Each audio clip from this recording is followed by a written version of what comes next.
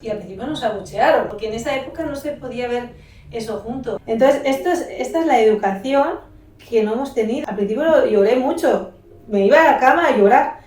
¿Tú que le das tanta importancia a la ritualidad del baile? ¿Qué papel tiene la batalla en esa ritualidad? ¡Wow! Por ejemplo, el Red Bull. En mi generación, esto hubiera sido un sacrilegio hasta para el más comercial.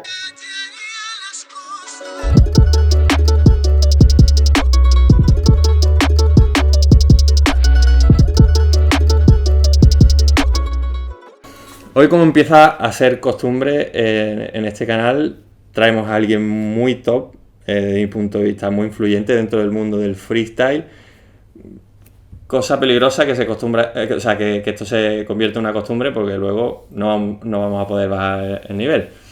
Pero bueno, ella para mí es una de las personas más sabias dentro de la danza urbana, que siempre que me encuentro con ella te saca una reflexión, o me voy para casa con una reflexión. Alguien que contrasta mucho la información que va a enseñar para que te llegue lo más fiel posible a las fuentes originales, lo cual habla mucho de su compromiso al transmitir toda esa información y de su profesionalidad. Y bueno, me podría tirar así por 20 minutos, pero prefiero que se vaya presentando ella. Creo que ha quedado claro por qué eres una imprescindible en este canal, pero para quien no te conozca, ¿quién es Carol Galindo, Acá Mística? ¡Wow! Con esta presentación creo que... bueno, yo nací en Pamplona. Mis padres eran artistas, mi padre músico, mi madre más con el tema de la pintura, de la ropa. Yo creo que eso ya me dio como una... Y estudié en una escuela libre, de educación libre, y eso a mí me dio ya como una base de inquietud, atrevimiento. Yo era muy tímida, pero no era consciente que todo eso que estaba ocurriendo en mi infancia me empujó después a afrontar un montón de cosas que la vida me ha puesto delante, que otras personas no han podido hacer, por ejemplo, sí. ¿No? Entonces, ya en el 97, 96 me puse a bailar hip hop, que entonces se llamaba funky, a través de una amiga de mi madre, o sea, de un proceso de crisis personal, que no encontraba mi lugar allí en Pamplona, y una amiga de mi madre necesitaba que le cuidaran sus hijos en Girona, y ella estaba obsesionada, o sea, que yo tenía que bailar. Porque te había visto... Me había visto bailar, sabía la música que me gustaba, y yo bailaba danza jazz, pero ¿verdad? Unas clasecillas ahí en Pamplona de hobby. Y la otra empeñada, no, tú tienes que bailar hip hop, tú tienes que bailar hip hop. O sea, estaba como, me había visto y para ella, y yo tenía que... Y yo decía, ¿pero de qué me habla, no? Porque en España en ese momento no había esto, ¿no? Claro. Y yo, pues no entiendo. Bueno, caso que probé esto que ella me dijo y me encantó. Dije, wow, no sabía que esto se podía bailar, esta es la música que me gusta, no sé qué. Y entonces me vine a vivir con ella, le cuidé los hijos, hicimos este intercambio, yo vivía allí y me empecé a formar. Entonces fue cuando conocí a Irene Pallarés y a Fidel Buica. Fidel Buica primero, que fue mi profesor de formación en Hortos, donde yo me formé en Hortos. Entonces, bueno, pues todo esto me llevó idas y vueltas, no sé qué, hasta que yo me di cuenta que mi manera de bailar era la coreografía, o sea, el freestyle. Que la coreografía me gusta, la gente me etiqueta como freestyle, pero a mí la coreografía me gusta como expresión artística. Pero me gusta mucho la danza urbana en el sentido de la comunicación desde el freestyle. ¿Tiene más sentido para ti? ¿Tiene más sentido para ti? Sí, como que esta base inicial que me dio la vida era una búsqueda mucho de mi individualidad, de mi expresión personal. Y quizá la coreo tiene mucho de baile común, no tan individual, ¿no? Eso es, sí. Yo creo que era esto, la expresión de mi individualidad, el autoconocimiento, ¿no? Sí. Esto para mí es la línea de mi vida, el autoconocimiento. Es decir, quién soy, Por eso, no sé, por eso esta respuesta es tan larga.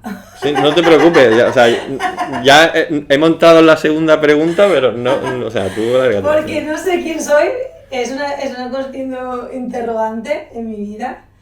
A día de hoy, o sea, continúas en esa búsqueda constante, pero habrás descubierto algunas cosas sobre ti, entiendo, ¿no? Hay cosas que son estables, Ajá. como mis valores. Ajá. Por ejemplo, siempre quiero crear un mundo mejor. Uh-huh. Me gusta sé que para eso es necesario la unión, la cooperación, la unidad, pero también es necesaria la individualidad en el sentido de esta expresión individual de cada uno de una manera libre y responsable. Ajá. Entonces, esto es como que son cosas estables en mi vida. La justicia, ¿no? Es decir, que... Son valores como muy, sí, ¿no? Muy loables, ¿no? Muy firmes, ¿no? La justicia en el sentido de orden, ¿no? No justicia Ajá. en el sentido de coherencia más que sí. Justicia. Como, esto es incoherente y entonces a mí me mueve para... Sí. ¡Ah, voy a hacer algo para que sea algo! Y a veces eso se convierte en una herramienta educativa, ¿eh? Porque yo no soy muy agresiva en ese sentido, ¿no? De ponerme de repente en las redes, ganas me dan muchas veces, pero de ponerme en las redes y de liarla, pero luego de repente me paro y digo, no, voy a crear un curso, voy a hacer no sé qué. Entonces, bueno, veo que esto es algo en mí muy natural de buscar esta manera pacífica de cambiar el mundo. Intentas que eso sea un detonante hacia un cambio, pero en positivo, ¿no? Eso es. No desde el hate, ¿no? O desde simplemente siempre... Mira, yo algo que me ha enseñado el tiempo, que creo haber aprendido, era a no dar mi opinión si no me la preguntan, ¿sabes? Porque genero mucha menos controversia y porque me ahorro un montón de problemas. Total. O sea, bueno, pues sí, tengo mi opinión, puede ser más o menos controversia, pero no te la voy a dar si no me la pides o pienso que no te interesa, ¿no? Y me ha ahorrado un montón de movidas en las que antes te metías simplemente porque sentías que tenías que hacer algo, no estabas de acuerdo y tenías que expresarlo, ¿no? Entonces, yo no sabía esto de que tú habías empezado en el mundillo así coreográfico, se puede decir, pero bueno, también entiendo que era de las primeras cosas que llegaron aquí, ¿no? Sí, además es que yo vine a Barcelona por Irene Pallarés. Ajá. Yo estaba, bueno, primero me fui a Figueras. Ajá. Y luego cuando me formé y tal, me volví a Pamplona y yo estuve dando clases allá, que allí no existía, o sea, yo era un marciano, o sea, iba a las escuelas de danza y decían, quiero dar clases de hip hop, y decían, ¿qué? Bueno, para que te hagas una idea de cómo estaba en esa época, yo a Fidel, que era mi profesor, le preguntaba, ¿cómo se haría esto en una escuela de danza? Porque la formación era para gimnasios. Ajá. Y él me decía, es que no existen escuelas de danza que se esté haciendo esto, ¿no? Entonces era como... Bueno, pero yo voy a dar clases en escuelas de danza, se lo tenía clarísimo, yo no hago esto para el gimnasio. Y bueno, fue una pregunta sin respuesta en la que yo fui descubriendo esta pedagogía a base de tomar muchas clases de otras cosas. Yo tomé clases de contemporáneo, de jazz, de afro, de danza del vientre, de tai chi, de un montón de cosas que me estaba formando cada día de muchas cosas a la vez. Y ahí creé una pedagogía que era muy, muy graciosa, por eso me llamaron mística, porque mi pedagogía estaba haciendo coreografías, pero a la vez hacía cosas como de respiración y parecía como algo meditativo de tai chi, no sé qué. Y eso porque era un poco lo que había hecho para cubrir mis necesidades, ¿no?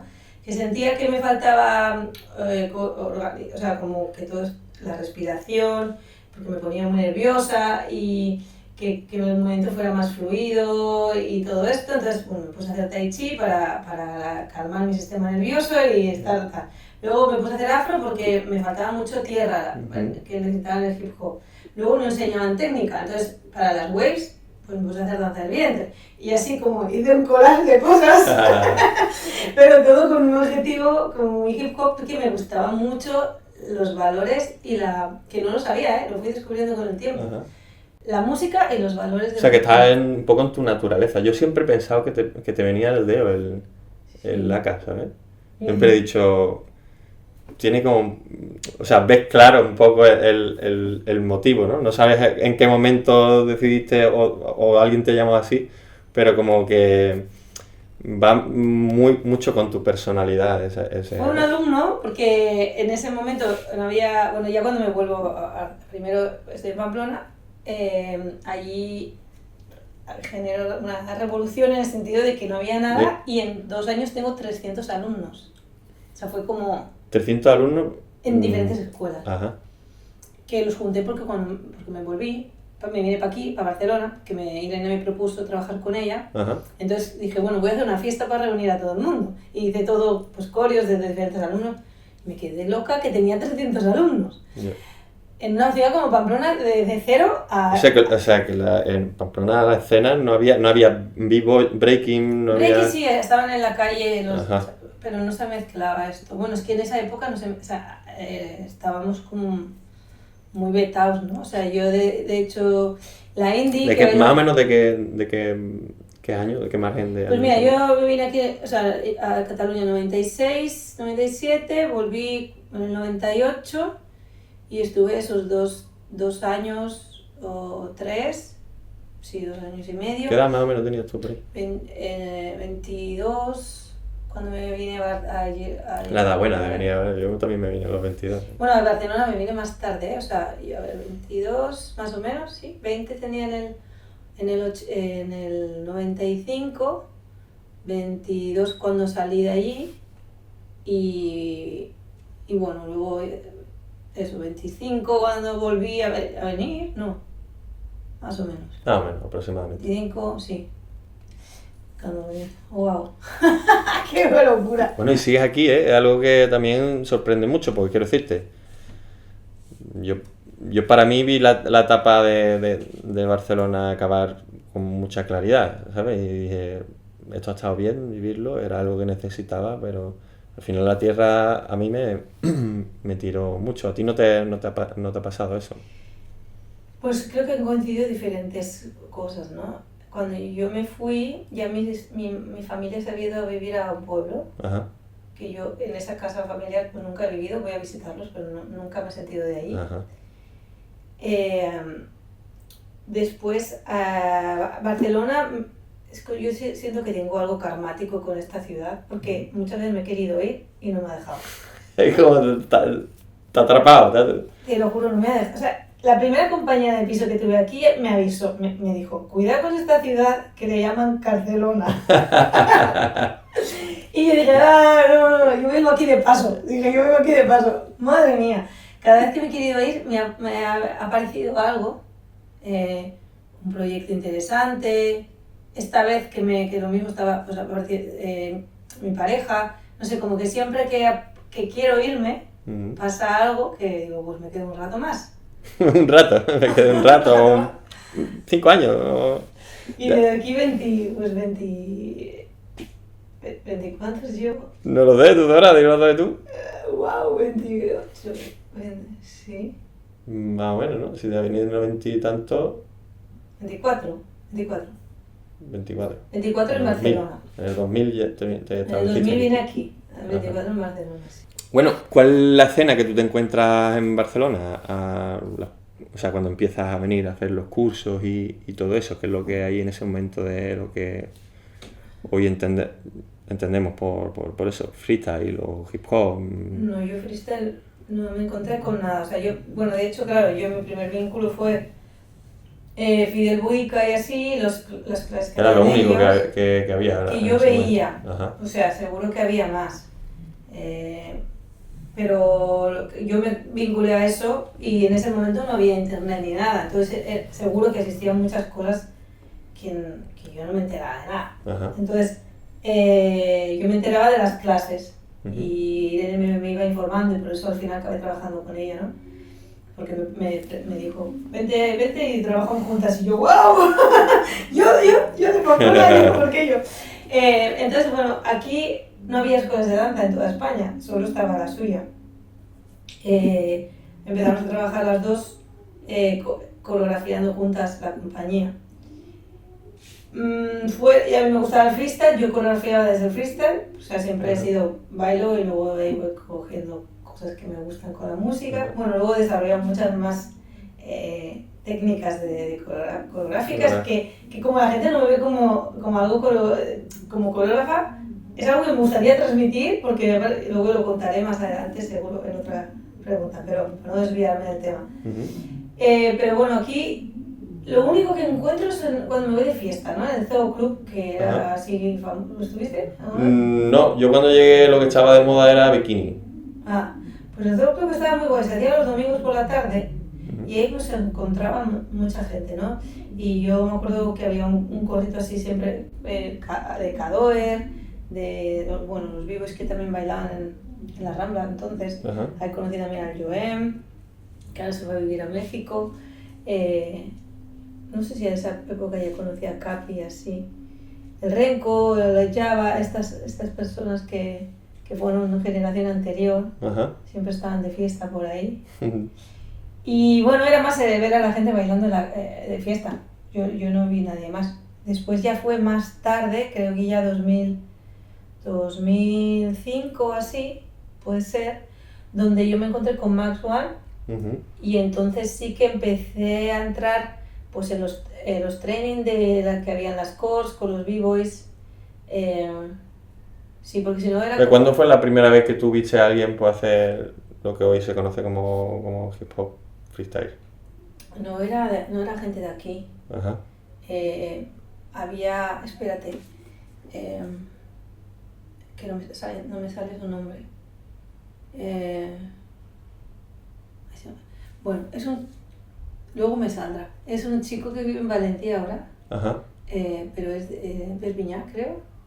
O sea, él es francés, ¿no? Es francés, de origen marroquí, me parece, o argelino. Y bueno, creo que en el Jamboree lo vi. Y luego no me acuerdo, es que tengo nebulosas de esa época. El caso es que era gente que venía de paso, que estaba de paso, que estaba de fiesta. Yo iba mucho a los conciertos, que me gustan los conciertos de rap, pero no veía tampoco bailarines ahí, entonces como que era muy raro. Yo allí en Pamplona cuando estaba bailando allí, hicimos un grupito así pequeño que conectábamos mucho, tenía muchos grupos que llevaba las competiciones y tal, pero los grupos así que eran también mis amigas, estaba la Indy y la Sua, que ahora Sua vive aquí, en la casa de al lado de mi vecina, trabajando así se baila, y con la Indy sigo teniendo contacto, ¿no? Pero sobre todo con la Indy nos íbamos mucho de fiesta, mucho, o sea, bailábamos muchísimo. Teníamos unos amigos de Irún, entonces que hacían rap, entonces yo ya en Pamplona me movía en ese círculo. Cuando vine aquí dije, bueno, esto va a ser la meca de lo mismo, ¿no? Digo, ahí estoy viviendo esto. Claro, yo en Pamplona organizaba fiestas que juntaba a la gente de Vitoria, de Irún, de Pamplona. Entonces toda la gente que había por ahí se juntaba en la fiesta. Y eran conciertos de rap, pero nosotros bailábamos y hacíamos shows en el escenario. De hecho, nos conoció el Choyi en Frante, un montón de gente que luego nos llevaron a un festival en Mallorca, que estábamos todos eran raperos y nosotras. Y al principio nos abuchearon, la gente nos abucheó, porque en esa época no se podía ver eso junto. Eran las dispansers, no sé qué. Pero cuando empezaron a escuchar la música, cambió radical. O sea, salía al escenario todo el mundo, no sé qué. De repente poner la música, empezar a bailar y todo el mundo, ¡guau! Empezaron a cambiar para mí fue súper... Entonces no había esto, no había gente que bailaba freestyle, estaba muy separado. Eran los b-boys, la gente que bailaba coreografía, que no se consideraban dentro de la cultura hip hop, y ya está. No había esto, ¿no? ¿Cuándo crees tú que empieza como a haber un poco una escena aquí? Claro, nosotros, Mac One, Alemán, que ellos dos eran b-boys, el Junior también, la Madame, Marina, Jazz, que era francesa, es francesa, se volvió para Francia. Bueno, pues esto es como que empezamos con el grupo de Nonemith y empezamos a estar con los b-boys al principio, pero nosotros que bailamos house, hip hop, estamos vinculándonos a Francia y cogiendo información de Francia. Y éramos nosotros, no había nadie. O sea, empezasteis a ver en Francia en este caso todos esos estilos, ¿no? Porque sí. O sea, pero aquí la música house llega, pero Yo, por ejemplo, el baile no lo conozco hasta 15 o 20 años después, ¿sabes? Es que fue muy gracioso esto del house. O sea, bueno, en general, a ver, yo había visto más gente que me iba encontrando por ahí. En una fiesta, en conciertos y así. Yo había bailado y con la India, ya te digo, nos íbamos de fiesta. Igual no sabíamos lo que hacíamos, pero nos daba igual, era como fiesta y ya.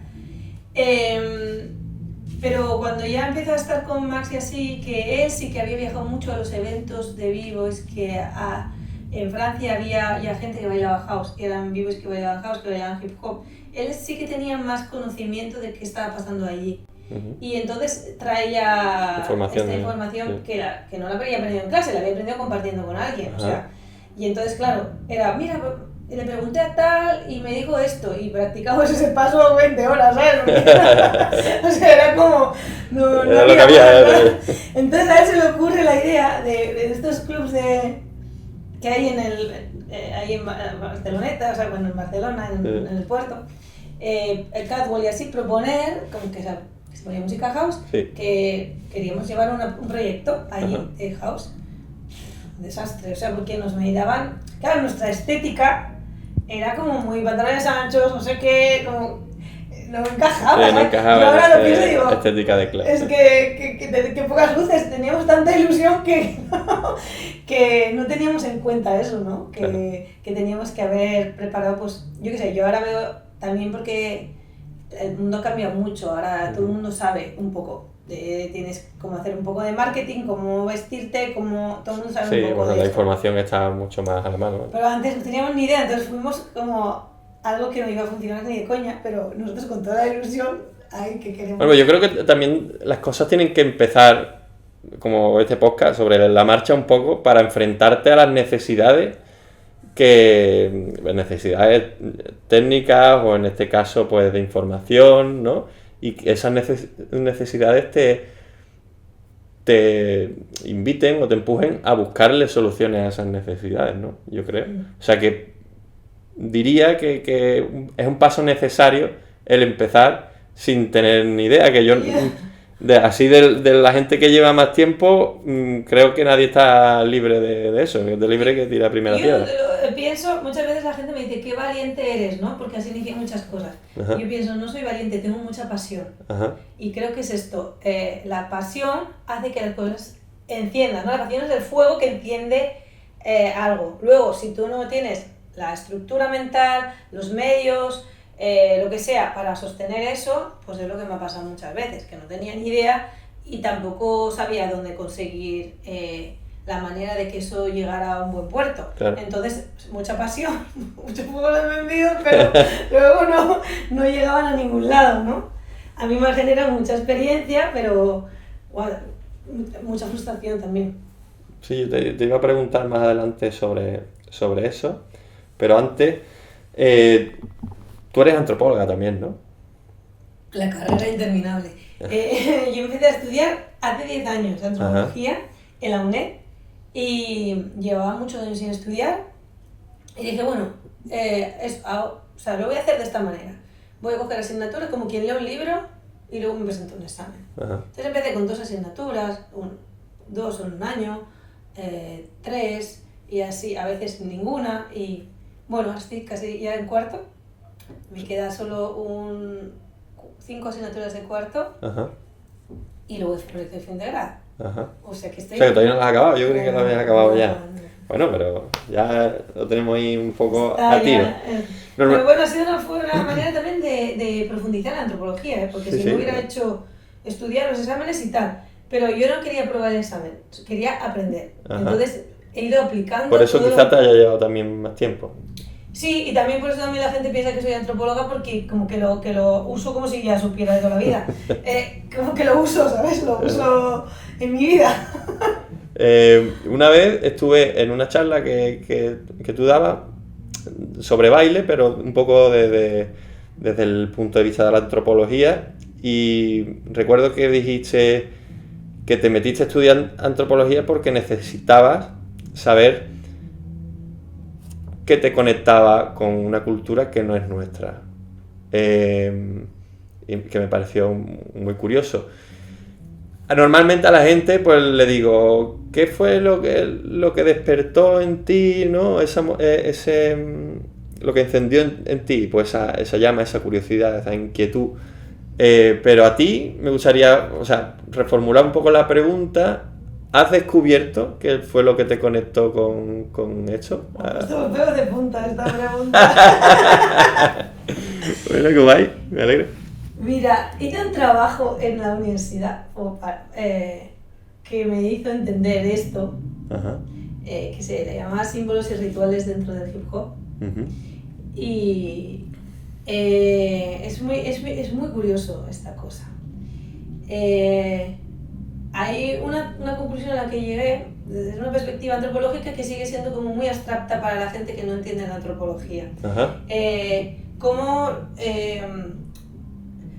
las estructuras profundas de cualquier cosa, ¿no? O sea, Noam Chomsky habla de las estructuras profundas del lenguaje, que esto igual la gente lo entiende más fácil, ¿no? Cómo tú puedes tener el mismo vocabulario que otra persona y no entenderte, porque son culturas diferentes, y eso está generado por un hábitus, que le llamaba Bourdieu, ¿no? Que es una construcción desde el hábito, desde lo cotidiano, en significados que le damos a las cosas. No se le da el mismo significado. El otro día mi compañero de piso, que es argentino, me dijo que le llamaban a las judías verdes espárragos, y es como wow, ¿no? Como que hay cosas que cambian a nivel de nomenclatura, pero hay palabras que se siguen manteniendo, pero los significados son diferentes, ¿no? Y depende del contexto y todo eso, o sea, es en los contextos y en las prácticas cotidianas que acabas de darle significado realmente a ese lenguaje, ¿no? Y estas son las estructuras profundas del lenguaje.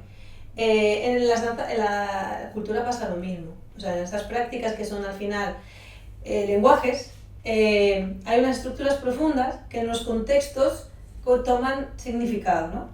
Entonces, mi curiosidad era, en esta investigación de trabajo corto, cómo esta transculturalidad, ¿no? En cuanto pasas algo de una cultura a otra, primero, ¿por qué hace este salto? ¿Por qué se hace este salto? ¿Por qué tenemos esta inquietud de esta otra cultura? Que era mi pregunta inicial. Y luego, ¿cómo se queda o no se queda, ¿no? Entonces, mi conclusión fue que las estructuras profundas son las mismas. O sea, quiero decir que mis valores, mis necesidades, eran las mismas necesidades que las de ellos. Y esto lo acabé contrastando con mi profe, con Shannon. Él me lo dijo haciendo así, y me decía, ¿qué hacías tú en los 80 qué estabas haciendo, no? Bueno, mis padres se separaron, había en mi entorno mucha gente con heroína, gente que murió de sida, tal, lo mismo que ahí. Bueno, vivimos mucho mal de dinero, como ir de una casa a otra, no sé qué. Mi padre era bajista de música funk, no sé, me dice, ¿qué ibas a elegir? ¿Sabes? Es que ¿qué ibas a elegir? ¿No? El hip hop, es como dices, tú sentiste la llamada porque esa música surgió de tus mismas necesidades, ¿no? Entonces como, guau, eso me emocionó porque no era algo que yo buscaba a nivel estético, lo buscaba a nivel profundo, era por eso esa pasión y ese amor hacia el hip hop y ese respeto y honor, ¿no? Es decir, esto me ha dado una respuesta que la vida no me daba. Hasta ese momento no tenía, ¿no? Y bueno, también como la música era como que me calmaba, ¿no? O me daba la fuerza para afrontar mi vida, o era como que aparecía esta música, una imagen, tal, que me daba esta calma en mi espíritu.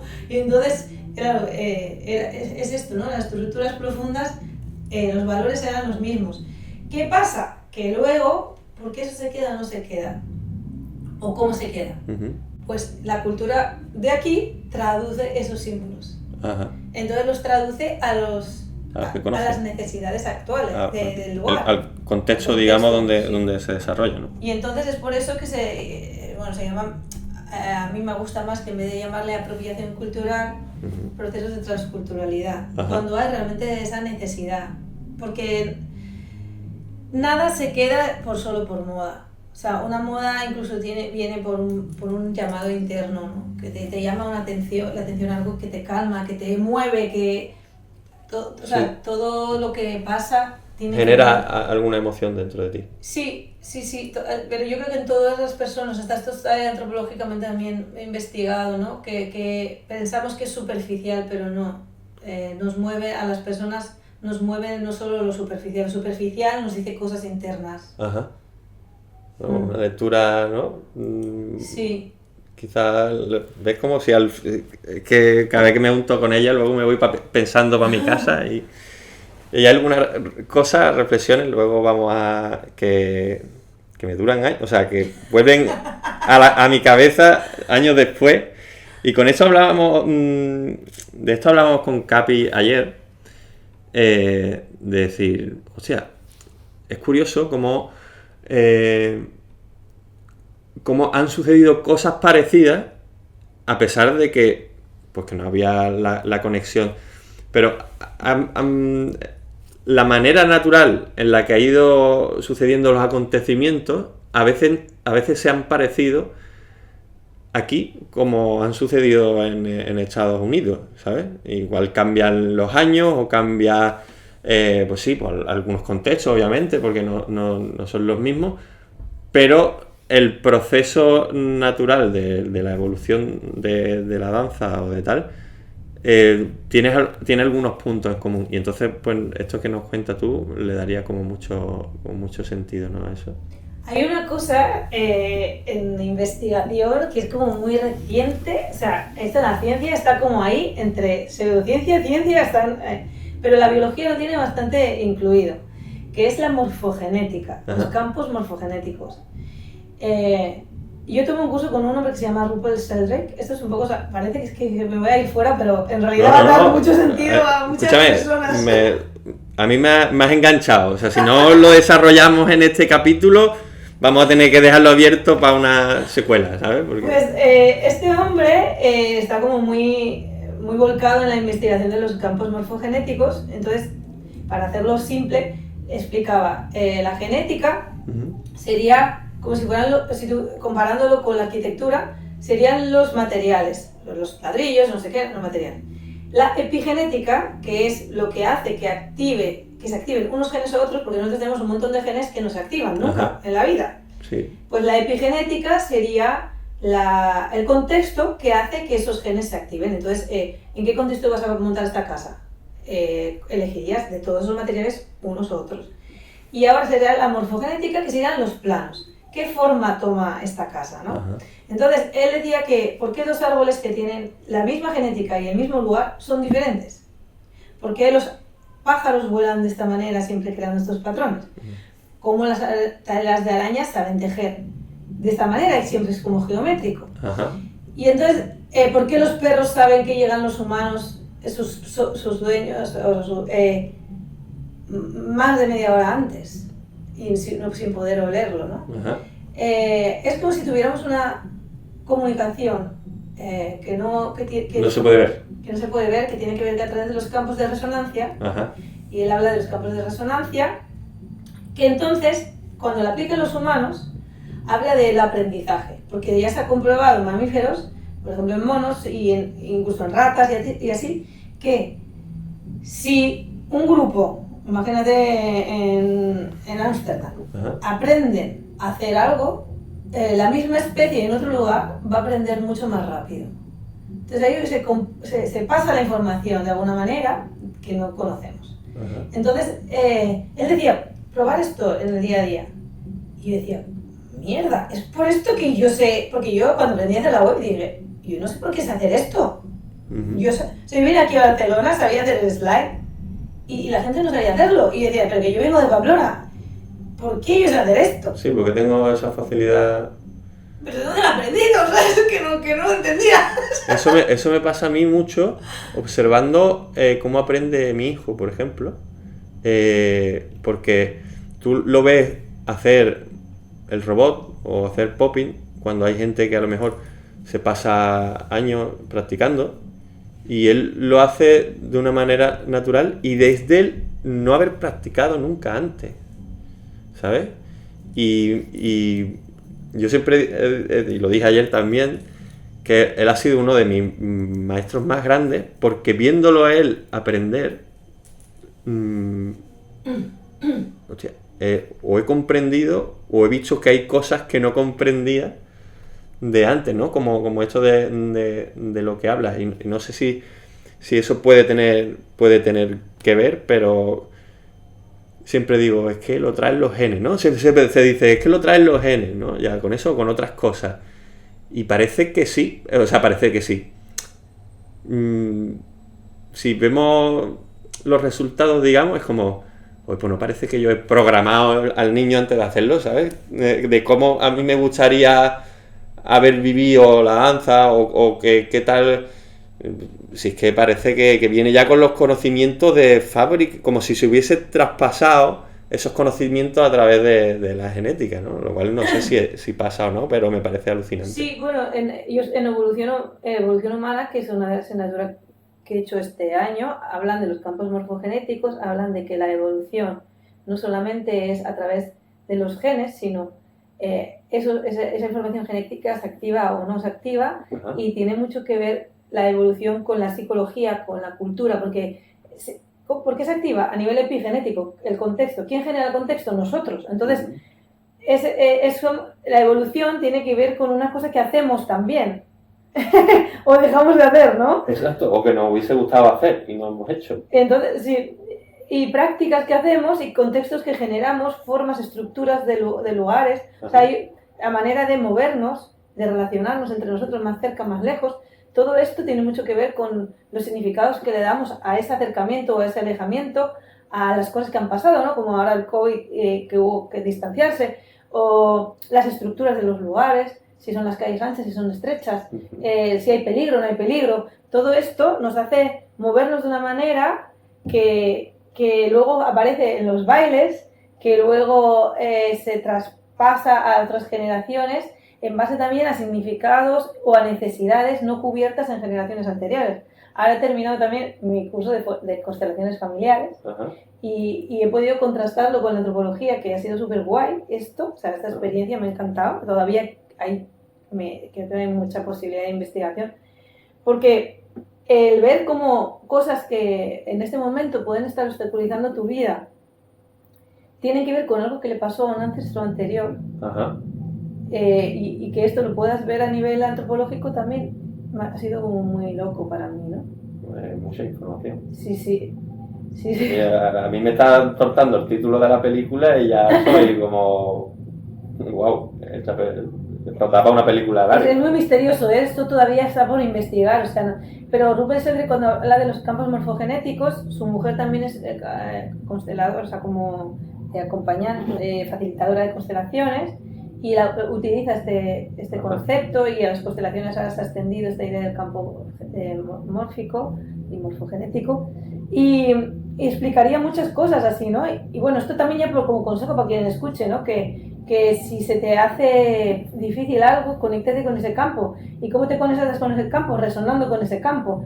¿Cómo? Pues viendo muchos vídeos de esas personas o intentando sentir lo que podría estar sintiendo esa persona. ¿No te ha pasado muchas veces que nosotros que no teníamos profesores te ponías en ese movimiento y te daba una sensación y tenías que reproducir la sensación? Ajá. Y luego la sensación acababa pareciéndose a lo mismo que veías, pero partías de la sensación porque no podías partir de la forma. Ahora el aprendizaje es al revés. La gente copia y no siente.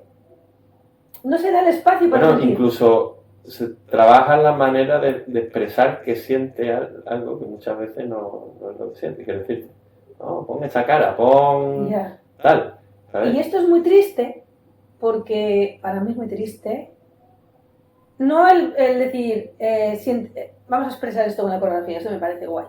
Pero es triste que no se le haya dado primero el espacio a la persona para investigar en qué le hacen sentir esos movimientos. Porque eso es lo que nos conectaría con la cultura original. Ajá. Y esto es lo que el obstáculo que yo me he encontrado muchas veces. Venga, vamos. Y la gente dice, vamos como, oye, es que si entro ahí, el vamos es deep, ¿sabes? Es denso. Es como me estoy metiendo en las profundidades de algo. Si me estoy conectando con la música, me pongo en el bounce, esto es oscuro, ¿sabes? O sea, aquí estaba pasando una mierda fuerte. Entonces, no puedes quedar... todo el mundo no está preparado para conectar con eso, de sí mismo. Sí, de acuerdo.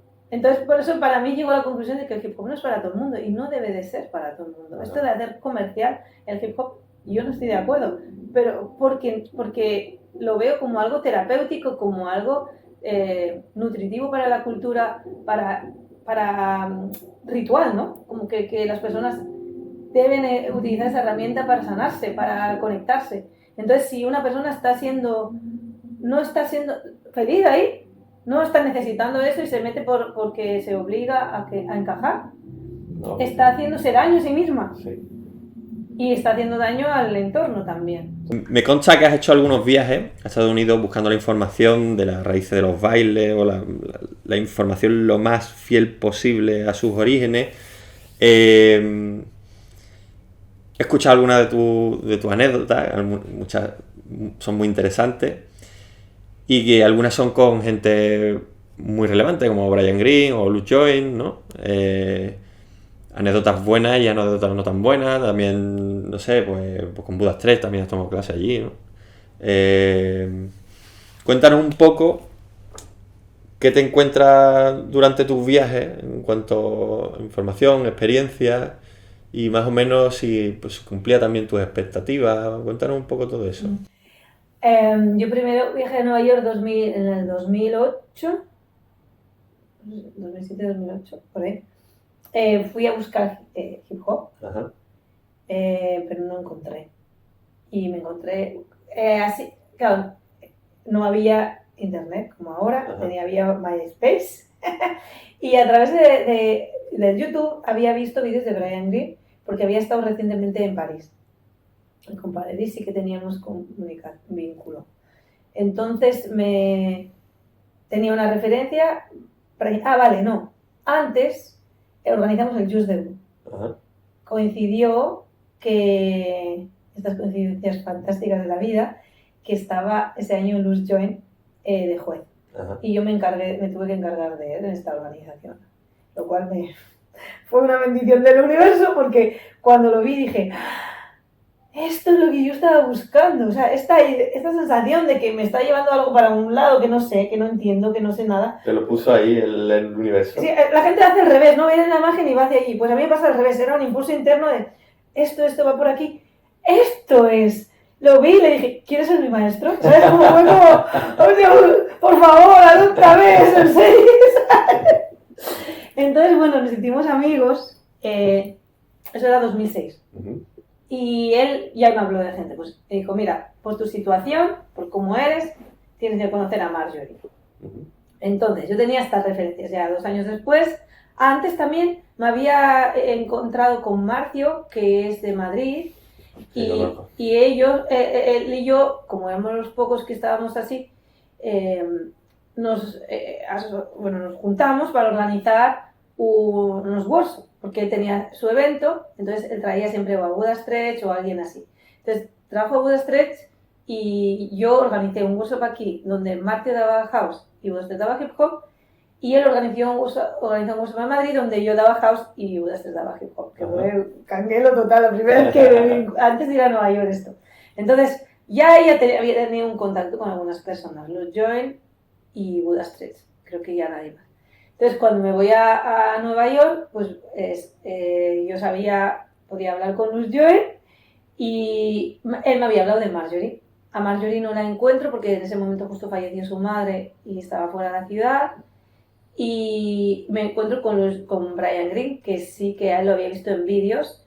Fui a una escuela de danza, lo vi dar clase y a través de MySpace le contacté. Y le dije, mira, no me ha gustado la escuela de danza porque me he visto un poco más de lo mismo y yo no quiero repetir, quiero venir a aprender. Y entonces él me dijo, vale, pues puedo hacer clases particulares donde estés. Yo estaba en una casa maravillosa que era una fábrica como renovada, donde había un espacio gigante para bailar, había DJs que vivían allí, con una terraza, y bueno, yo podía entrenar allá. Y entonces le dije a Brian que viniera. ¿Cómo llegas tú a con ese sitio?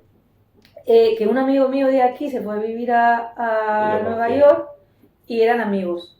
Y entonces, bueno, me fui con Jorge, que nos acabamos de conocer. Yo a Jorge lo conocí en un evento que yo estaba haciendo de juez aquí. Y nos acabamos de conocer así, nos dimos el contacto, papá, y me voy a Nueva York, me voy contigo. O sea, fue como, no. no nos conocíamos. Y allí nos fuimos, tomamos la clase particular, la primera clase particular con Brian Greene juntos, muy frustrante. Y bueno, ahí... Frustrante porque no te... Porque me encontré con otra manera de ver la vida y de las clases, o sea, porque esta gente, que luego lo agradecí mil, pero al principio fue muy frustrante y lloré mucho, no, por mucho que yo había pagado 100 euros para la clase, él no estaba... No se iba a adaptar a ti. Para nada, no estaba volcado en, no, mira, antes sale eso, pon la cadera así, no, o sea, él era, este paso, tú lo hacías, no te salía, no, y así 2 horas, o sea, un no constante. Eso es muy habitual, ¿no? En eso, porque he visto muchas veces hablar algunos popes y hablan pues de estar aprendiendo pues, con gente como Kite Rabbit, por ejemplo, y hablan de, bueno, yo muchas veces iba a esquí, le enseñaba lo que había estado entrenando y me decía, eso no es así, vete y vuelve cuando... Pero no me daba ninguna indicación, ¿no? O sea, me parece como alguien que yo que sé, considero que me comió mucho el coco para que la gente entienda los conceptos, que no sé qué, me parece como muy atrasado, por entre comillas, ¿no? De lo de aprender así, ¿no?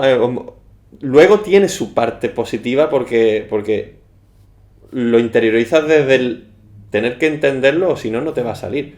Pero sí va acompañado de mucha frustración, ¿no? Quizás. Sí, pero tiene un sentido educativo muy importante que hemos perdido, Ajá. Que es la transmisión de la información a través de la casa, del estar, del compartir. Uh-huh. No de te pago, transacción. Y te lo doy todo fácil, ¿no? Transacción de información, no, es un aprendizaje conjunto, Ajá. Es un aprendizaje educativo. Es decir, tú te tienes que esforzar, tienes que ver dónde están tus límites, trascender tus límites de frustración y encontrar el movimiento, ¿sabes? Y yo voy a estar aquí acompañándote, pero no te lo voy a dar todo. Entonces, esta es la educación que no hemos tenido y que yo al principio lloré mucho, me iba a la cama a llorar, pero o sea, decía, pero qué cabrón el tío, es que me lo ha dado todo en realidad.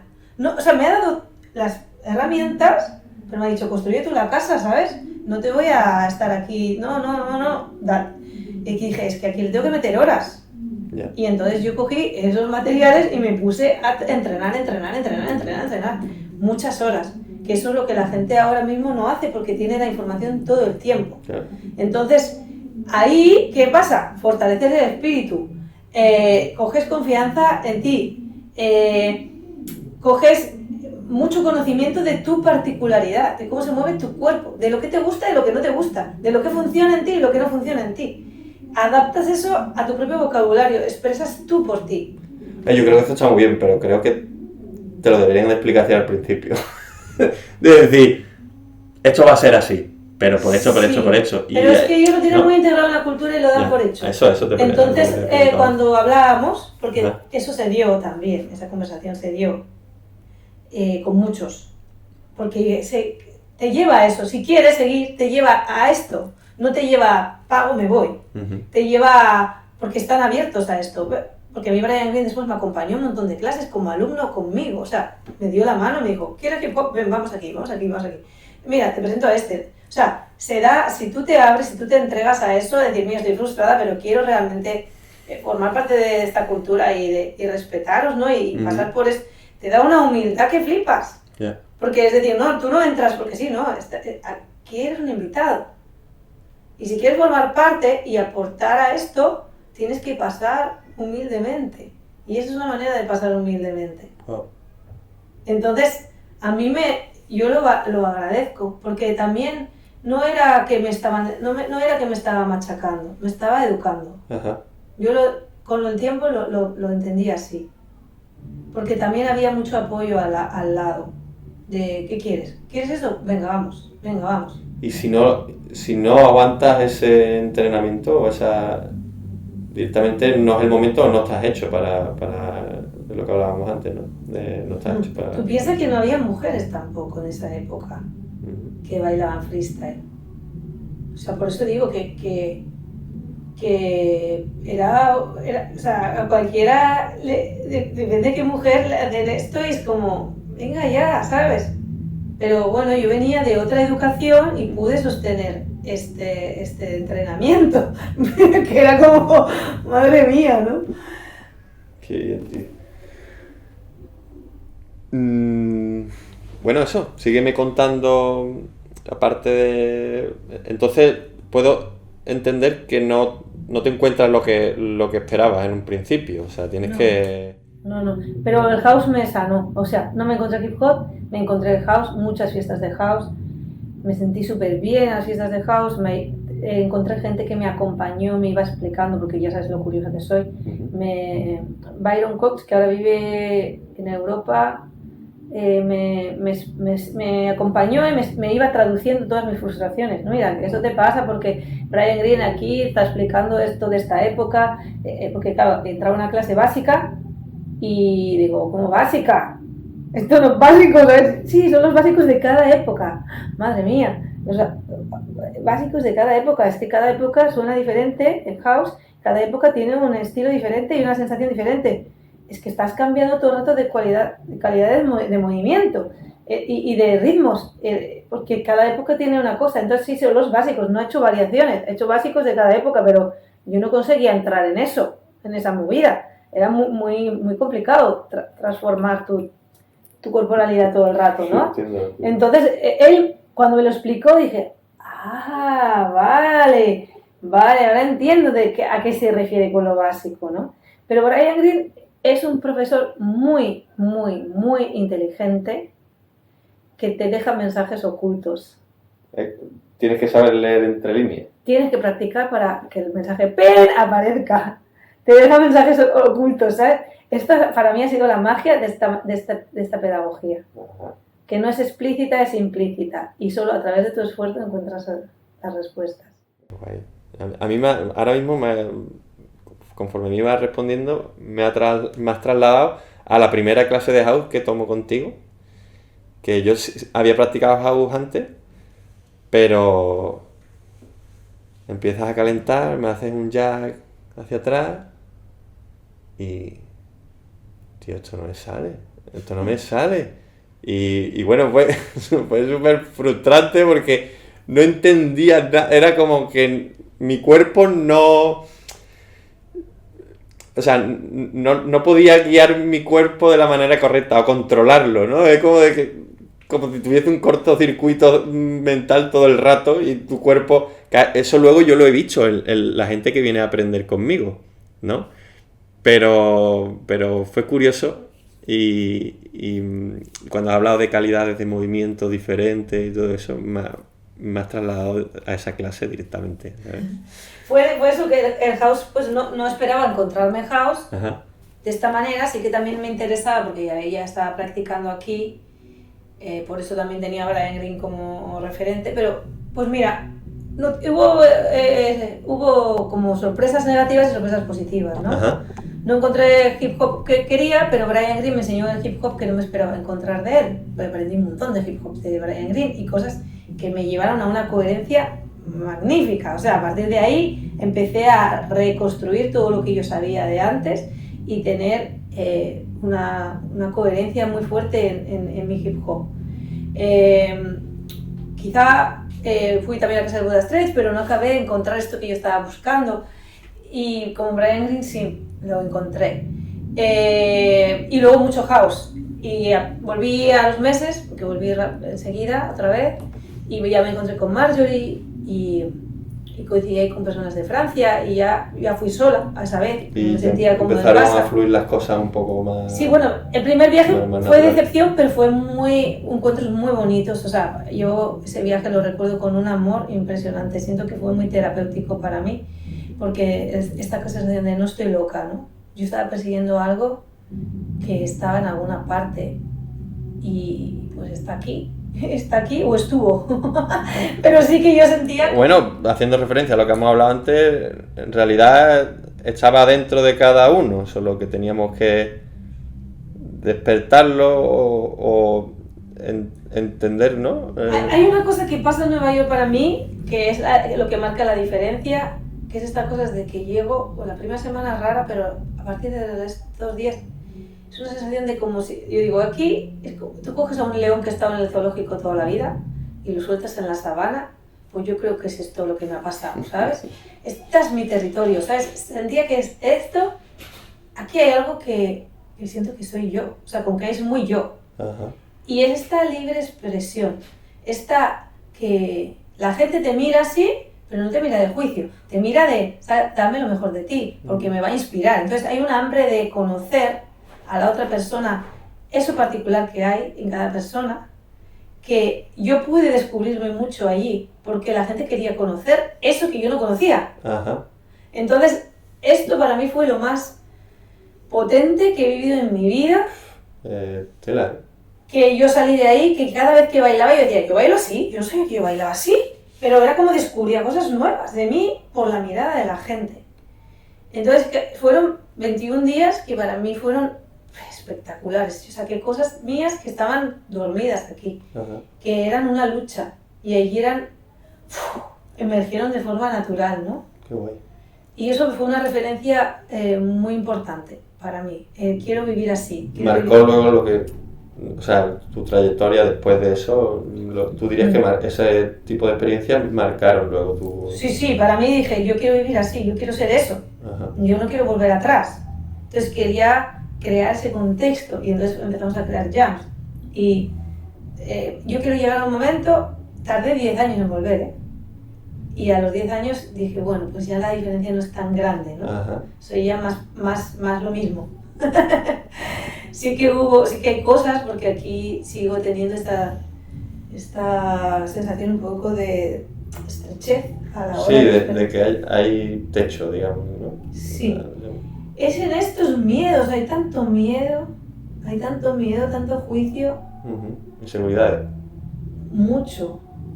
Que no importa, ¿sabes? Que solo es baile.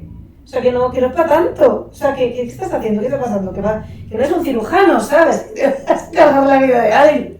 Es como... Sí, claro. Ayer mismo hablábamos de eso, ¿no? Que decía Capi... cuando te das cuenta que en realidad solo importa lo que tú le das importancia, ¿sabes? Que nada es real, ¿no? Y haciendo un poco, pues eso, alusión a que todo tiene una importancia relativa y que si lo ves con la importancia justa, te puedes permitir descubrirte, ¿sabes? Porque de otra manera no te dejas por miedos y por inseguridades. Y bueno, me conecta un poco un capítulo con el otro, yo creo. Esto. Sí, y por ejemplo Europa, que luego estuve viajando esos 10 años más en Europa, sigue teniendo este techo. Europa es antigua. Ah, sí, bueno. Y aunque Ámsterdam es el lugar donde más a gusto me he encontrado, sí, sigue habiendo a nivel de expresión, de ropa, de ser tú, de ser diferente. Sí. Es como que no, tenemos que ser todos iguales. Y el ser diferente... Te encuentras con ese prejuicio un poco, sí, todavía, a nivel social. A mí en Nueva York la gente me para por la calle para decir, ¡guau! ¡Me encanta tu estilo! ¡Fiesta! ¿Sabes? Como... No sé, aquí la gente está muy con el pañuelo... Pues fíjate, pues si eso te pasa aquí en Barcelona, pues yo, por ejemplo, cuando hice los primeros viajes aquí, y yo creo que por eso quizá te engancha de primera, es porque no te encuentras ese prejuicio tanto como a lo mejor en el lugar de donde vienes. Pues yo, por ejemplo, pues eso, pues vengo de Jerez y pues si me gusta llevar la gorra de determinada manera, no sé qué, no sé cuánto, allí no te dejan entrar en los sitios, ahora de repente llegas aquí, te vas a bikini que te dejaban entrar con tenis y con gorras y con no sé qué, no sé cuánto, y te dejaban hacer corros y tú dices, hostia, porque yo allí en Cádiz tenía un sitio al que podía ir así, pero porque el sitio estaba pegado a una base americana y era otro tal, pero lo que es en mi ciudad, y a día de hoy no hay ningún sitio al que la gente que eso para mí es algo que me gustaría cambiar en el futuro. No hay un sitio donde la gente pueda practicar lo que aprende en la escuela. Y creo que eso también a ellos lo hace sentir como que muy vacío, ¿no? Porque no llegan a comprender realmente la información. Yo creo. Falta ese espacio. Falta espacios de encuentro, más de encuentro. Encuentro real, no solamente voy a entrenar. Sí, total. Porque aquí hay espacios de entreno, no va mucha gente, está todo el mundo muy focalizado a las battles. Uh-huh. Y es que, a ver, yo no estoy en contra de las battles, porque la gente a veces piensa que no, estás en contra no estoy en contra de nada. ¿Sí? Yo creo que todo tiene que existir, todo tiene que existir. Si está existiendo, porque tiene que existir. Entonces yo no voy a ser aquí Dios para decir, no, todo tiene que existir. Pero si usamos lo que existe de forma consciente, podemos enriquecernos mucho más. Entonces, hay una cosa muy curiosa que hace que esos son los motivos por los que estudié antropología. Es que la gente somos muy manipulables. Uh-huh. Y nos quejamos de las cosas, pero luego las hacemos. Entonces dices, ¿por qué pasa esto? Bueno, pues está comprobado por qué pasa esto.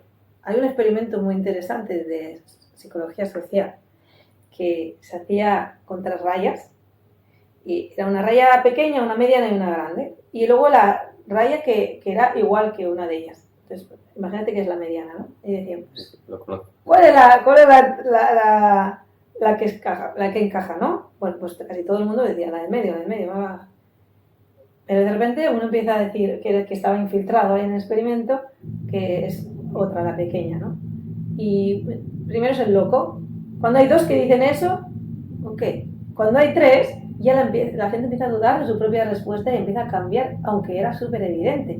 De estas pruebas hay un montón de experimentos de esto, ¿no? Entonces, estamos haciendo cosas, o sea, yo creo que la invitación para mí es reflexionar cuántas cosas estoy haciendo yo para no ser rechazado socialmente. Porque al final la búsqueda es esa, ¿no? O sea, el mecanismo que hace que los humanos nos comportemos así es evitar el rechazo de tu comunidad, ¿no? Sentir que encajas, ¿no? Sentir la pertenencia. Uh-huh. Porque tiene que ver con la supervivencia, la pertenencia.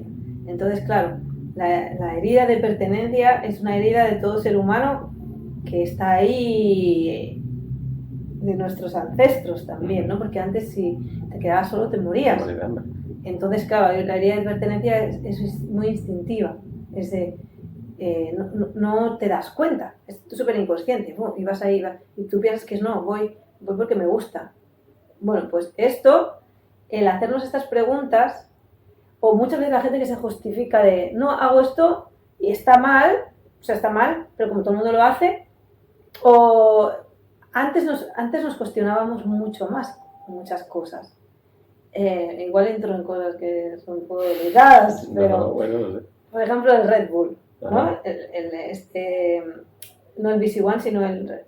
Sí, el defiende tu estilo, ¿no? Sí, no sé qué Dios está, sí. Bueno, pues, a ver, yo otra vez vuelvo a repetir que no estoy en contra de nada, pero en mi generación esto hubiera sido un sacrilegio hasta para el más comercial. Ajá. ¿Por qué? Porque cuando estábamos haciendo los estilos, tenían que estar representados por su música y las personas que sabían debían juzgar quién bailaba bien y quién bailaba mal. Si se le da esa potestad a un público que no tiene ni idea, bailando con canciones comerciales de la cultura, eso es un ritual de validación que hace que se quede en el inconsciente de lo que está bien y lo que está mal, lo que es bueno y lo que es malo. Esto nos perjudica mucho más que nos beneficia.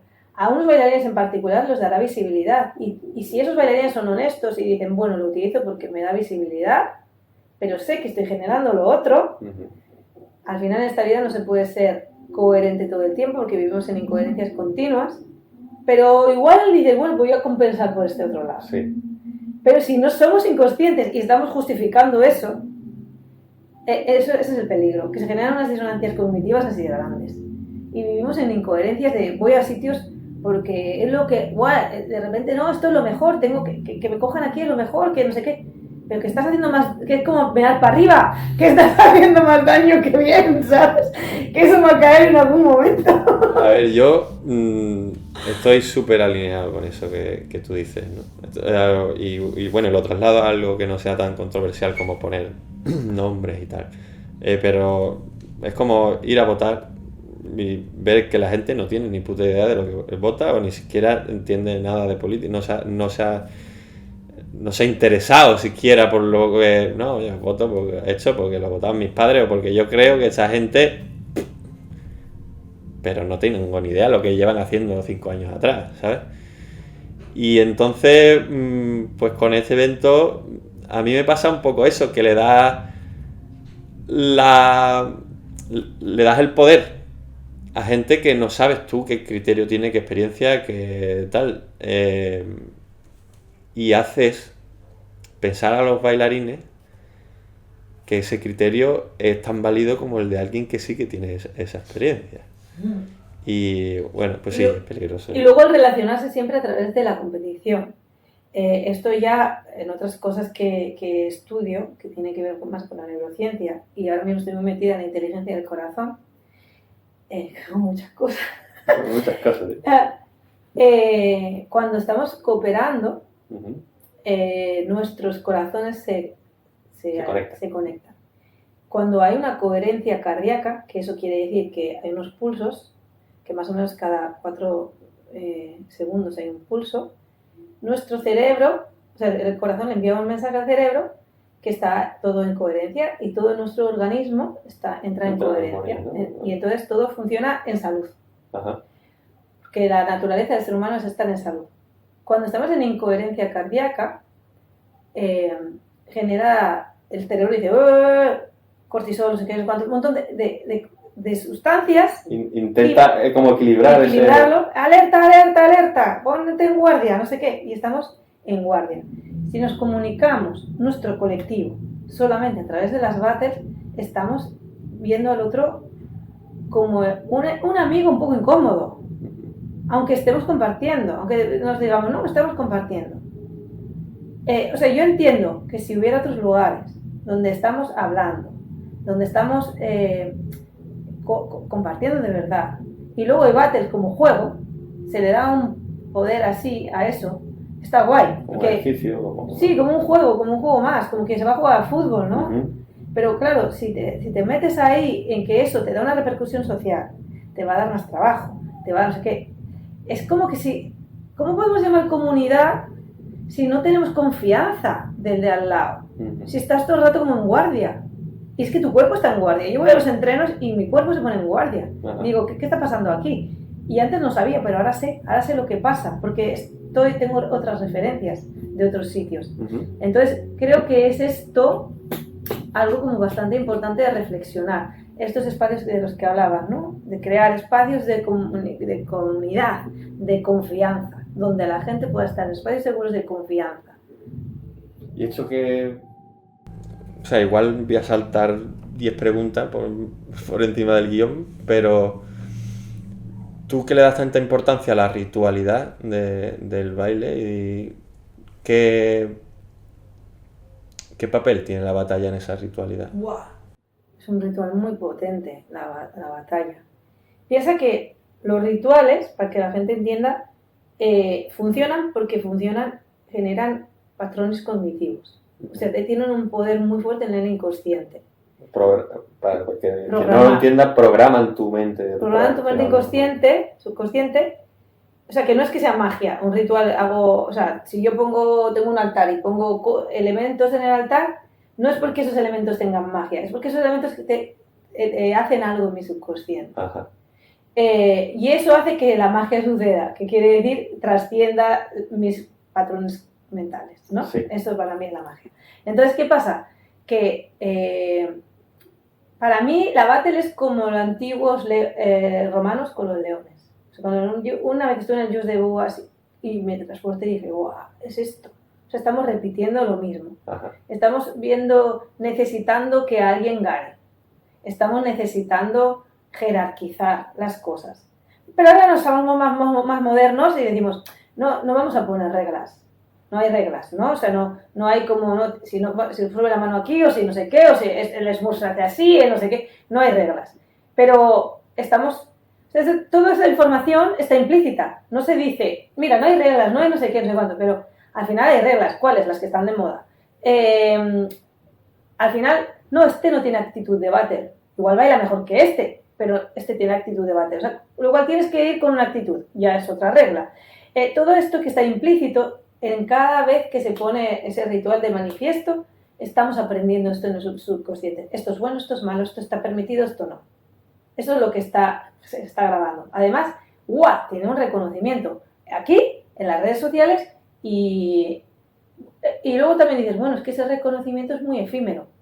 Tengo que estar todo el día corriendo detrás de la zanahoria porque si no participo en la siguiente batalla y no la gano tan bien, se van a olvidar de mí. Uh-huh. Y esto genera un estrés que como no lo sueltes, acaba contigo.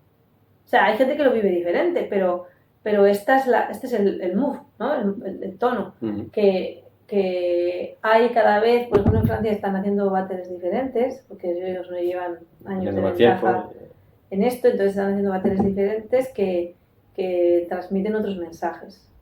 O sea que tiene como ritual mucho poder, pero sería un ritual diferente al de una jam, por ejemplo. Sí, claro, todos son rituales. Entonces, lo que pasa en los rituales es que los símbolos, llamarle a iconos pueden ser también. Sí, ¿cómo se dice?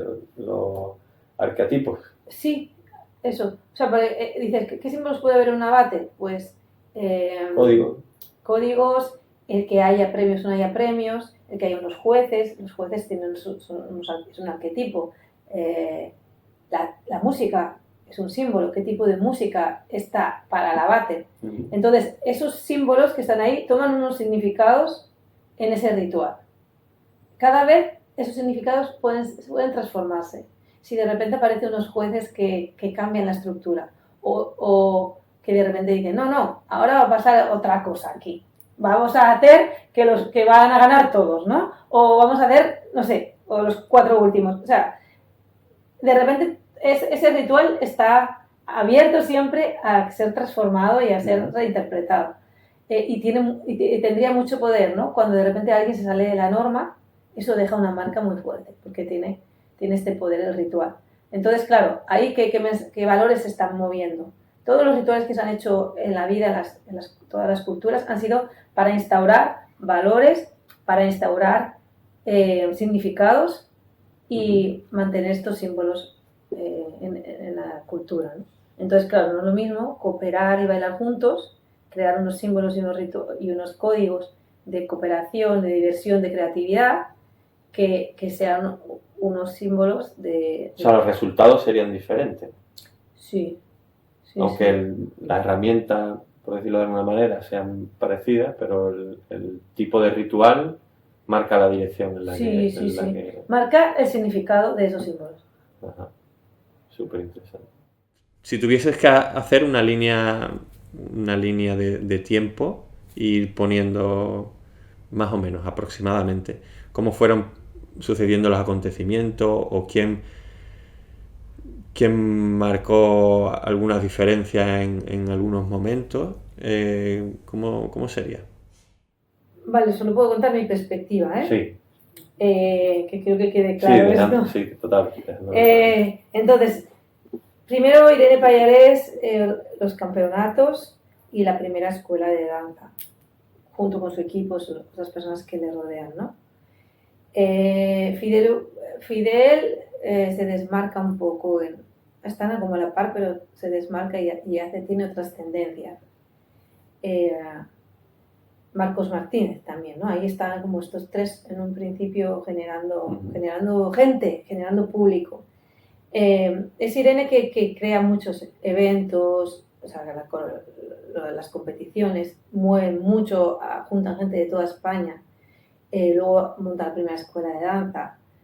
Luego, por ejemplo, hay una de las estos saltos que de los que hemos hablado, ¿no? De los rituales, que se salta la norma. Para mí, uno fue el Héctor Lechón, de una manera muy amable, muy natural.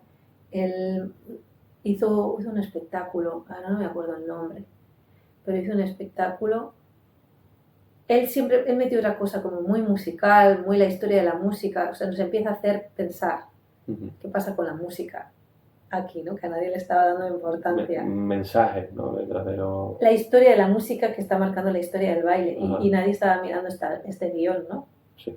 Estaba todo el mundo en lo que le interesaba de movimiento, no sé qué, y de repente, pues él le da mucha importancia a esto, y ahí marcaba una diferencia para mí, que interesante, que te da una campana y de, acuérdate que antes del baile está la música, y que hay una historia que está grabada, que el baile no está grabado, pero la música sí, y aquí tenemos una biblioteca donde ir, ¿no? Sí.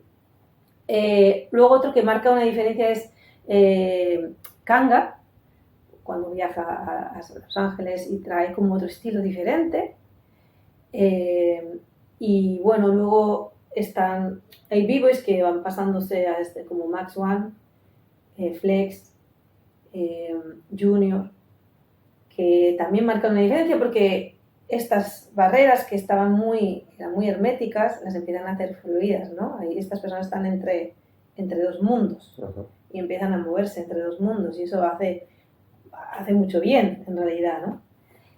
Nosotros que organizamos el primer Just Debut, luego aparece gente de fuera como Little Milk, Boogie. Boogie organiza muchas cosas en el popping, trae a Junior Boalú, trae... ¿Dónde anda Boogie? Boogie sigue viviendo aquí en Barcelona, ¿sí? Pero tuvo una hija y entonces se tuvo que dedicar a un trabajo que le diera una estabilidad para poder ser papá. Sí, pero sigue bailando, sigue aquí. A veces aparece por las fiestas y eso. Y él hizo mucho. Toda la gente que baila popping hoy, si no lo menciona, pues para mí, él vivía aquí, éramos, a veces estaba en casa, éramos vecinos, organizamos muchas cosas aquí, y yo he visto todo lo que él ha hecho por traer gente de fuera, por subir el nivel del popping. Era su misión, estaba volcado total, subir el nivel, y no era su país, ¿sabes? No estaba en su casa. Ha habido personas que han dado muchísimo para un lugar que no era el suyo, y que luego se han ido con una mano delante y otra detrás. Esto me parece bastante triste. Que por eso cuando a mí la gente me habla de comunidad me da sarpullido, ¿no? Porque es como la comunidad tenía que haber sostenido a estas personas, ¿no? Little Mix lo mismo, venía de Bélgica, él también pone un nivel de house, hip hop. Benoit también yo aprendí mucho con estas personas. Dana, que introdujo el walking aquí, que era novia de Joseph Go, y estuvieron viviendo aquí, Joseph Go estuvo viviendo aquí. O sea, hubo personas de fuera que han aportado muchísimo a la comunidad aquí, a la información. Y ahí es donde yo monté un colectivo que se llama Verstepa. Bueno, primero que esto del freestyle en las escuelas de danza era como imposible, y Así se baila me da la oportunidad de montar mi escuela dentro de la suya, ¿no? Y es la primera escuela donde se empiezan a hacer clases de estilos y clases de freestyle. Y empezamos a hacer jams y todo eso. Luego Brodas, pues también marcó otra diferencia, también hicieron cosas en su escuela, y estábamos un poco entre nosotros haciendo esto, ¿no? Luego ya llega la siguiente generación, que son alumnos muchos de Brodas y tal, y Zaskun, Ruth, y bueno, Zaskun ha organizado muchas cosas de Funky Training y todo esto, Ruth con su escuela. Bueno, y sigue organizando muchas cosas, es súper activa. Sí, ella ha hecho mucho por mover a la comunidad en otros códigos que hablamos, ¿no? De cooperar, de juntarse, de que haya fiesta, de que haya buenos valores. Y bueno, luego han salido personas, que luego ya ha habido muchas, pero una anécdota que fue muy interesante fue con el 2011, que no conseguíamos que el freestyle avanzara. Fue encontrarnos con Adnan, Walid y Rick y esta gente, que estaba Hamza también aquí, y fue cuando este encuentro funcionó y ellos como recibieron de una manera más no de clase, sino de entreno, de transmisión como la que hemos hablado antes, recibieron esta información y es a partir de que ese colectivo que ya tenía unos valores de calle se creó un colectivo de freestyle. Si ellos no hubieran existido, todavía estaríamos igual que antes. O sea, ahí hubo... Al final también es un poco esa energía de calle, ¿no? Sí. Lo que le da sentido a la información. Sí, porque es que desde los códigos que traíamos de la escuela no se podía haber generado eso. Ellos vivían en la calle, ellos compartían todo, no tenían dinero, traían un zumo y era para todo el mundo. Y esta actitud que ellos tenían de calle la traspasaron al baile. Y entonces cuajó eso como freestyle, ¿no? Si no hubiera existido, porque no había esos códigos de compartir, del aprendizaje de me espabilo, ¿sabes? Estoy en la calle y me tengo que espabilar, no me lo van a dar todo así, yo tengo mi manera y mi manera tengo que defenderla, estas cosas como muy, muy de calle. Bueno, me parece brutal un poco toda la evolución y estos últimos años. Yo, en mi caso, yo llego aquí en 2011 a esta casa. 2011, 2010, por ahí. Y de las primeras cosas que hago es irme a un entreno contigo. Y veo el freestyle por primera vez. Y digo, ¿qué es esto? O sea, incluso lo recuerdo un poco como de... Casi no quiero entenderlo porque dibujan lo poco o lo poco que he hecho estos 4 años que llevo bailando. ¿Sabes lo que te quiero decir? Te ponen en evidencia, ¿no? Dice mucho de lo nada que yo sabía en ese momento. Y era como, sí, eso está guay, pero no sé, yo de acá... No, en verdad, si eres honesto contigo mismo, admite que no tenías ni puta idea, ¿sabes? Y yo ahora lo veo, si lo hubiese recibido en este momento de tiempo, hubiese evolucionado de otra manera, pero en ese momento fue como, bueno, voy a entrenar a esa gente, pero yo sigo haciendo mis mierdas y no sé qué. Y bueno, en uno de esos entrenos, todo esto para poner un poco en contexto ese día, porque ya cuando empezamos un poco a coger confianza, yo tenía muchas inquietudes ya a nivel de vida, no a nivel solo de baile. Y recuerdo preguntarte que si pensaba que siendo bailarín profesional podías tener una vida, lo entendamos por normal, ¿no? Y casi antes de acabar la frase me dijiste rotundamente, no se puede. Y esa respuesta, o sea, cayó en mí como una losa súper pesada, ¿sabes? Porque claro, yo sí que tenía, digamos, algunas aspiraciones vitales, rollo, pues formar una familia o ese tipo de cosas, ¿no? Yo no me había deshecho de esas necesidades, no sé si por culturales, de educación, de lo que sea, ¿no? Todavía le daba esa importancia a tener descendencia, ese tipo de cosas. Y fue como 2 golpes de realidad muy grandes el mismo día, ¿sabes? ¿Sigues pensando lo mismo? Porque al final, y te hago la pregunta por lo siguiente, porque durante mi carrera, a lo largo de mi carrera, este momento se me ha venido mucho a la mente cuando no me he sentido, cuando no he sentido que me costaba como conseguir los objetivos y realmente no sé si lo hacía a modo de excusa o de lo que fuese, pero recordaba mucho ese momento de decir, bueno, es que quizás no se pueda hacer las dos cosas a la vez o estás intentando hacer algo que va en direcciones contrarias. ¿Tú sigues pensando lo mismo con respecto a eso? Creo que la vida ha cambiado mucho desde entonces. Ahora incluso tener una carrera y hacer una vida normal ya no es una vida normal. Porque todo está como en duda constante, ¿no? Entonces quizá ahora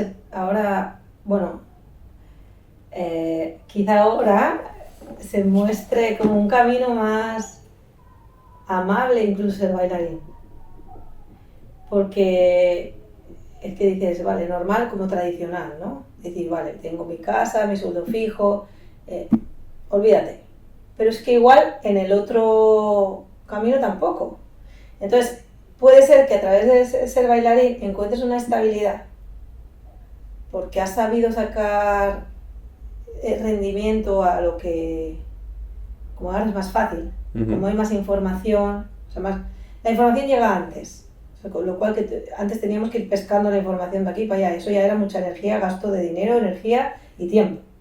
Después tenías que colocar eso, traducirlo a hacer dinero, para tener suerte, ¿sabes? O sea, como que era toda una conquista. No odisea.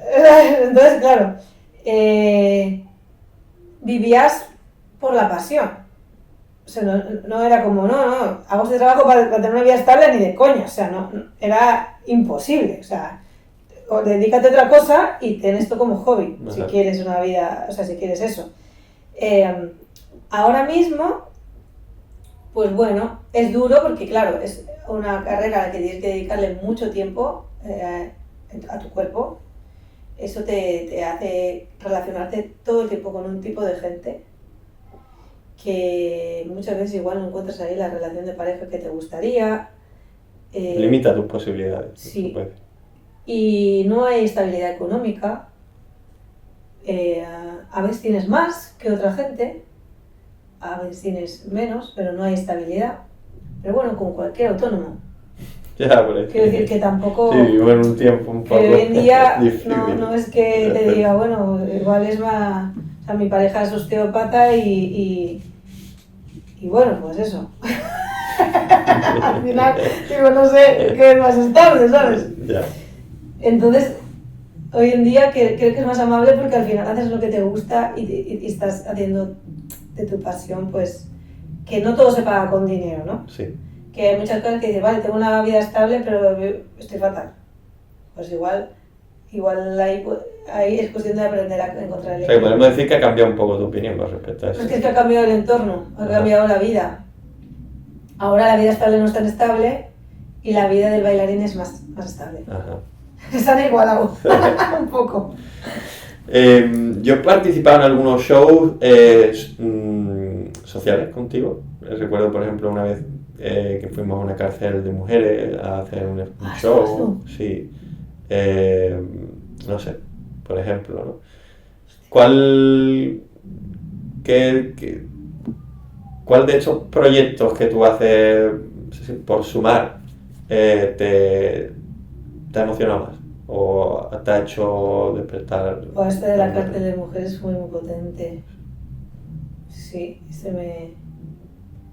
fue muy potente poder llevar a personas que están... Porque para mí uno de los valores más importantes, sino el primero, es la libertad. Entonces poder entrar a llevarles un soplo de libertad a estas personas, para mí fue... ¡Guau! Súper potente, sí. Yo lo recuerdo también así, vamos, con mucho cariño y la verdad que ahora pues cuando hablamos de la ritualidad, de las cosas, no sé qué cuánto, y recuerdo ese momento, es muy potente, digamos, cuando lo ves desde ese punto de vista, ¿no? Como la gente se entregó a aquello, como salía como algo natural. Y el volver a verlas a ellas como personas, ¿no? Sí. Creo que esto es muy importante, ¿no? Da igual lo que hayas podido hacer, a veces son circunstancias de la vida que te han llevado, no tengo ni idea. El no preguntar qué ha hecho esa persona, porque está aquí, ¿no? Que sigue siendo persona, y volverle la dignidad de la persona. O sea, es que fue esta cosa de actuar igual que cuando voy a otro sitio, ¿no? No de hacer la diferencia porque están en la cárcel. Creo que lo agradecieron muchísimo. Bueno, pues me alegro de haber presenciado ese momento, fíjate. Sí, creo que fue uno de los más... Y haciendo alusión un poco a esa vivencia, ya hemos hablado un poco del elemento transformador que es el baile, o que a nivel terapéutico. Una vez me encontré una estudiante de psicología que me decía bueno, que ella utilizaba el baile como una terapia, pero que el baile no era una terapia porque no estaba destinado a tratar un problema psicológico concreto. Entonces, teóricamente, bueno, en ese momento la verdad es que no supe rebatírselo a nivel ciencia, ¿no? Pero eso es verdad, sí, depende. O sea, es una parte, tiene razón, o sea, es verdad lo que ha dicho ella. Pero se puede hacer a través del baile una terapia. Claro, son objetivos diferentes. O sea, por ejemplo, mi profesor de teatro físico hace un teatro antropológico, un teatro terapéutico, porque es como utilizaban anteriormente la danza y el teatro. Ajá. Que era era terapéutico social también, ¿no? Cuando, por ejemplo, el buto, cuando pasó la bomba de Hiroshima, para sanarse de todas estas movidas, se inventó el buto, o sea, era para una cosa específica, un trabajo específico. Existe esto, lo que pasa que no el baile comercial, no es me muevo y ya está. O sea, yo puedo hacer un trabajo específico para un trauma específico y utilizar el baile como herramienta. Ajá.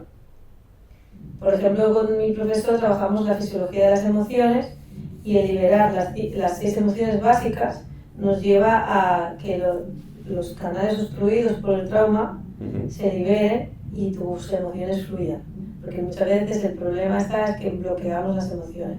Entonces, si ha habido traumas y tú has desbloqueado esos canales emocionales, es mucho más fácil que tú puedas digerir el trauma, porque la emoción está ya no se queda en el cuerpo. Pero para eso hay que hacer un trabajo específico. Hay que entrar a esa emoción desde la fisiología de la emoción. Pero falta estudio que demuestre esos efectos.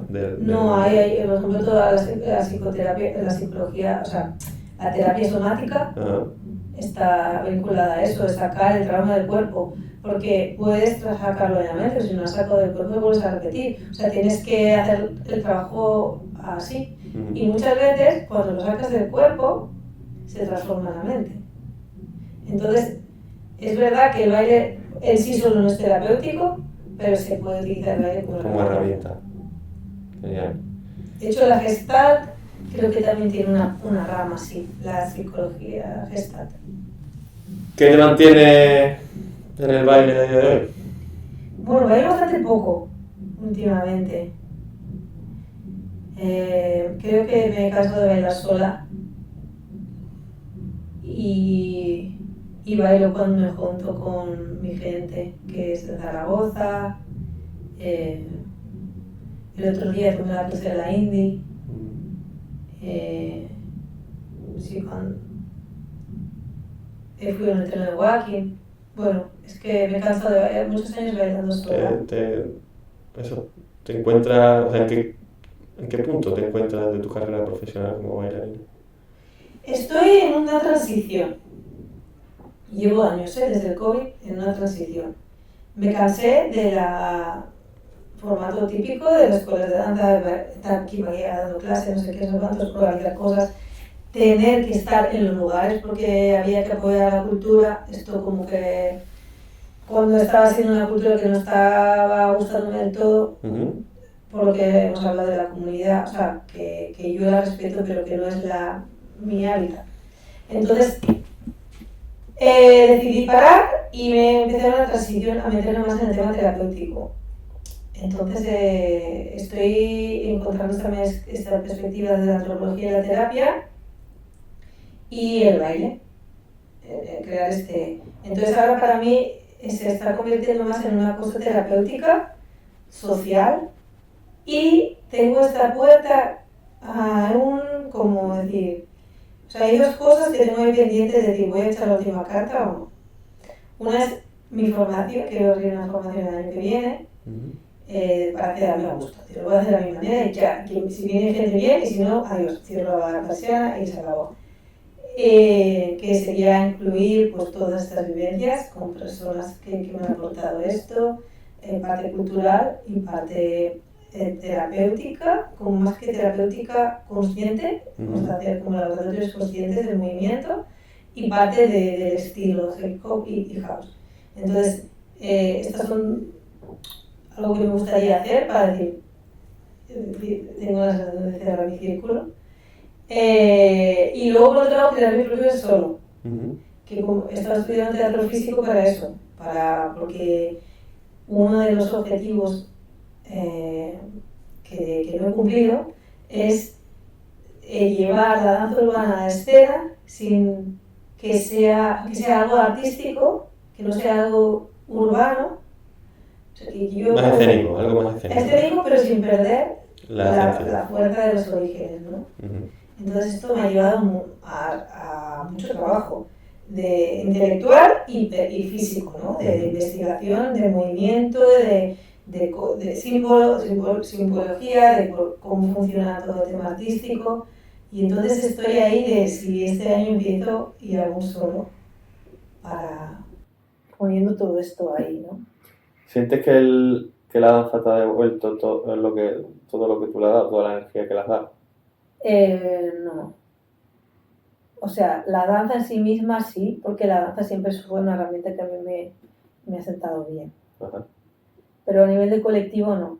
Creo que el colectivo se ha creado de una manera que se perjudica a sí mismo. Nadie tiene la culpa, pero todos tenemos la responsabilidad. Lo que es muy difícil asumirla, porque dices, ¿cuál es mi responsabilidad? O sea, quiero decir, están pasando cosas en el colectivo que no me gustan y que se les está perjudicando. Yo tengo la conciencia, mi responsabilidad es visibilizarlo y ser la pestes, ¿sabes? Como que la que está quitándole la felicidad a la gente, o lo tengo que decir, ¿no? Si nadie lo dice, pues se sigue quedando lo mismo. Pero igual si lo digo tampoco consigo nada, porque soy una sola. Entonces... Quizá como un experimento, ¿no? Sí, y hay que empezar de en dos y pasar en tres, ¿no? Pues ahí es esto, ¿no? Está mi duda también. Si es que no me ha devuelto porque yo no he asumido del todo mi responsabilidad, de que yo tengo una visión que he dicho, mira, para descansar y dejar de estar en lucha todo el tiempo, voy a dejar de decir, porque antes siempre decía mucho lo que veía, y ahora es como, mira, no me has preguntado, pues no te lo digo, ¿no? Pues esto, pero por otro lado digo, igual, esta sensación de que no me ha dado lo que de vuelta. Luego hay una cosa que lo estuvimos ayer hablando con otros dos profesores. Esto es muy interesante. La relación que se genera cuando tu figura es la del profesor, entre los alumnos y el profesor, es una figura paterno-filial. Y esto, como no lo tengas claro, como profesor te metes unas leches. Porque como has renunciado a tener tu propia familia, y esa es tu familia... Te llevas decepciones gordas. Hombre, decepciones gordas, exiges lo que no tienes derecho a exigir, pero claro, tú estás en tu mood y es como... Y creo que hay muchos problemas que han sucedido también a nivel de relaciones entre alumnos y profesores de diferentes tipos, ¿no? Incluso sexuales y tal, que han tenido que ver con esto de que hemos empezado esto de una inconsciencia muy grande, de una pasión muy fuerte y muy cerrados en este círculo, y al final se mezclan muchas cosas.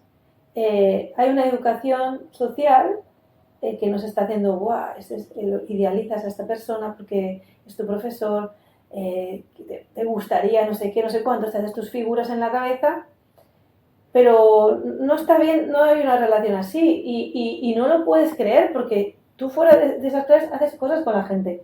Entonces cuando no responden como para entrar en tus lógicas, hay mucho dolor ahí.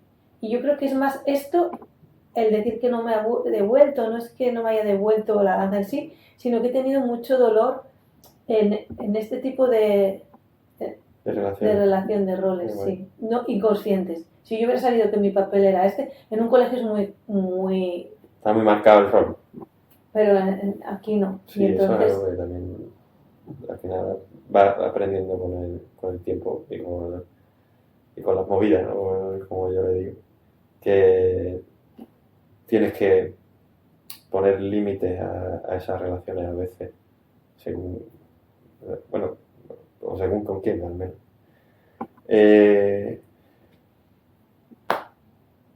¿Sientes que la comunidad valora tu aportación a la escena del freestyle? Pues no sé. No, O no entramos. es que en realidad como hay una costumbre de que si hablan de mí lo hablan pero no delante mía, Claro, o sea, no tengo ni idea. pues nada, yo quiero con esta entrevista darle a tu papel y a tu contribución. ¿Le darías algún consejo a la Carol del pasado? Wow, muchos. Muchos. Lo que pasa es que no sé si me haría caso. Porque un poco cabezona. Uno por ejemplo. Muy cabezona, ¿sabes? La Carol del pasado, la de ahora también, pero con menos. Sobre todo igual esto, ¿no? El salir más, coger perspectiva. Coger perspectiva de lo que yo quiero para mí y de lo que si realmente en el terreno donde yo me estoy metiendo puede ser tierra fértil para lo que yo quiero. Uh-huh. Y he ido mucho bueno, pues generamos la tierra, no importa, ¿sabes? O sea, vamos aquí a mover. Yo qué sé, eso también me ha llevado a otras cosas, ¿no? Pero el saber que, mira, estas pueden ser las consecuencias. Te hubiese facilitado muchos procesos, supongo. Sí. Bueno, para acabar, ya estamos acabando. ¿Te gustaría dejar alguna pregunta para nuestro próximo invitado? Sin saber quién. A ver. Sí. Wow, me ha venido una pregunta. Si se pudiera ver a sí mismo, a sí misma, como ya una vez muerto, Uh-huh. ¿qué legado le gustaría dejar? Ajá. ¿Qué le gustaría que dijeran que él había dejado a este colectivo y al mundo? Bueno, al final puede que todos tengamos un poco inconsciente o más conscientemente esa búsqueda o bueno, no sé tampoco si llamarlo ego, de querer dejar huella en algún sitio. ¿Crees que eso es naturaleza o es...? Que todos queremos dejar huella. Sí, queremos dejar pues huella en el mundo después de irnos, pues no sé, pues... No sé qué te digo, de descendencia, haber hecho algo importante para... Pues que yo creo que para eso venimos, ¿no? Yo creo que para eso venimos, para dejar algo, porque si no... Sí, totalmente. Sí, o sea, es inherente en el ser humano. creo que sí. Aunque hay gente que solo es para sus hijos, ¿eh? Hay gente que es solo para algo muy, muy próximo de ellos, pero siempre... Bueno, y es también probable y vale. O sea, pero vale. Yo creo que todo el mundo tiene esto, ¿no? Hay unos que nos hemos expandido, que nuestra familia se ha extendido, ¿no? O hemos visto como la tribu, ¿no? Ahí. Bueno, Carol, eternamente agradecido. Encantado de que estés en Experience History. Y esperamos, pues yo espero seguir encontrándome contigo mucho tiempo y aprendiendo mucho de ti. Que así sea. Muchas gracias y un abrazo largo. Nada de lo que tenemos aquí montado. Gracias por todo. A ti también.